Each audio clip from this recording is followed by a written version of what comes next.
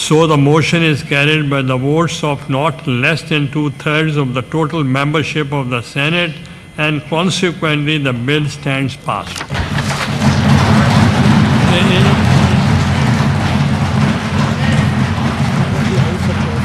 Leader of the House. جی شکریہ جناب chairman. میں آپ کو دل کی گہرائیوں سے شکریہ اور مبارکباد پیش کہ یہ ایک ہسٹورک بل تھا اور یہ کوئی نئی چیز نہیں تھی.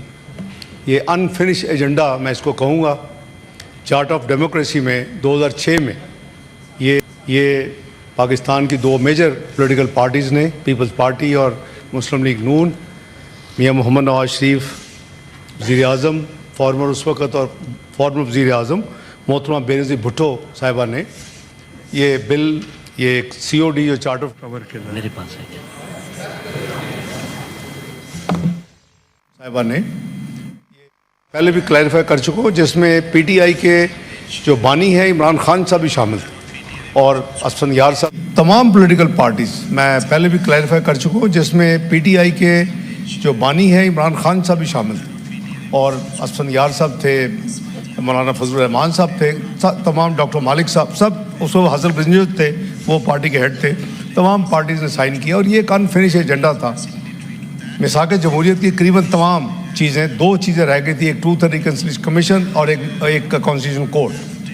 تو اس حوالے سے یہ انتہائی اہم ایک بل تھا اور اس کے اندر بھی جو اس کی وجوہات تھیں 2006 میں بھی اور 20 سال کے بعد بھی قریباً, کیونکہ اس پہ کام تو شروع ہوا تھا 2002 میں, تو 23 سال سے یہ فیلنگ تھی کہ بیلنس کریٹ کرنا چاہیے. دنیا کے جیسے مختلف ممالک میں, کئی ممالک میں فیڈرل کانسٹیٹیوشن کورٹ ہے اس کی طرز پہ, تاکہ کانسٹیٹیوشن اپیل جو ہے جو کہ بہت زیادہ ٹائم لے لیتی ہیں وہ وہاں اس کو لایا جائے.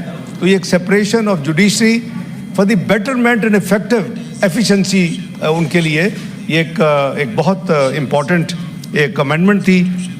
اس کے علاوہ اس میں جو دوسری امینڈمنٹ تھی وہ اللہ تعالیٰ نے پاکستان کو جو ایک کامیابی دی اور دنیا میں پاکستان کا سر فخر سے بلند ہوا, وہ اللہ کے فضل و کرم سے الحمدللہ اس میں جو قوم نے جن کو ہیرو تصور کیا اور جس کو پھر اکارڈنگلی حکومت نے ایک فیلڈ مارشل کا خطاب دیا سید اعظم منیر صاحب کو, تو اس ہمارے آئین میں پہلے وہ نہیں تھا. بائی دی وے ریگولیشنز میں ہے, ریگولیشن میں تھا اور ہے, لیکن یہ ابھی آئین میں نہیں تھا.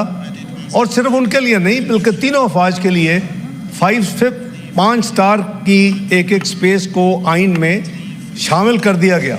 اور اس حوالے سے جو ترمیم ہوئی وہ 243 آرٹیکل میں ہوئی. اور اسی طرح میں یہ کلیئر کر دوں کہ سپریم کورٹ کے جو موجودہ جج صاحبان ہیں ان کی سینیورٹی کو ملحوظ خاطر رکھا جائے گا اور اس بل کے حوالے سے پروٹیکٹڈ ہے.